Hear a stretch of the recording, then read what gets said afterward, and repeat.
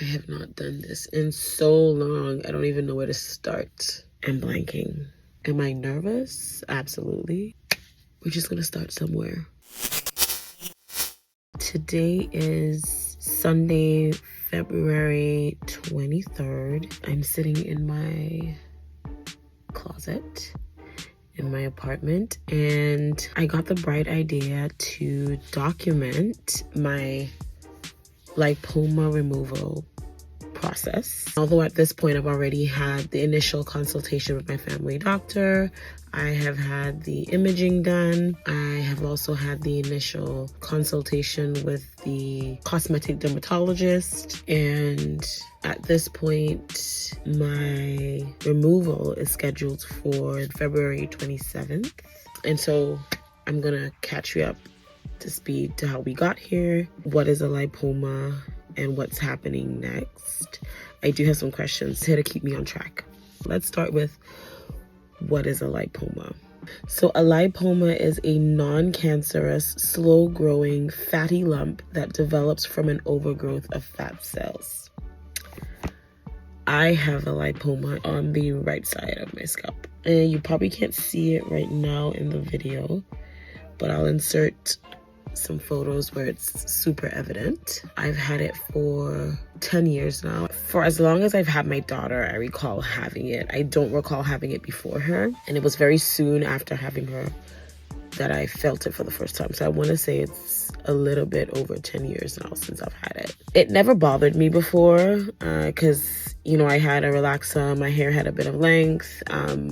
It was kind of masked for the most part. But now that I have cut all my hair off and now I'm wearing it flat and I'm experimenting with color, the lipoma is a lot more evident. And I find myself doing things, or at least last year, I found myself doing things to kind of hide it, whether it be wearing my glasses on my head rather than on my eyes so that it kind of takes away from the sight of the bump. The hair kind of grows ever so slightly less there than the rest of my hair, but it's not completely bald, but it is noticeably less to me anyway. I've had people say they don't notice it, but I think they're just being kind.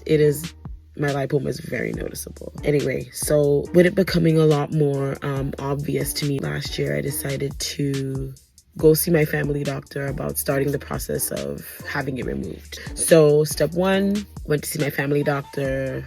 They kind of felt it, and I think there is a read that a medical professional can kind of get from feeling it to know if it's cause for concern or if it's largely a lipoma. And my family doctor kind of leaned towards it being a lipoma. But to be extra careful, she ordered a ultrasound for it. And so my family doctor had a follow-up call with me just to kind of say, listen, we got your results back. The ultrasound revealed that it's a lipoma, not a cause for concern. What do you kind of want to do? She also explained to me that because the removal of the lipoma is not considered medically necessary, I'd have to pay for the removal out of pocket, which I was fine with. It is a bit of a nuisance for me. I want it gone. So I did some research and found a cosmetic dermatologist that I wanted to be referred to. And so I requested that my family doctor refer me to that particular cosmetic dermatologist. I want to say less than a month later, that cosmetic dermatologist's office reached out to me to schedule a consultation. I did that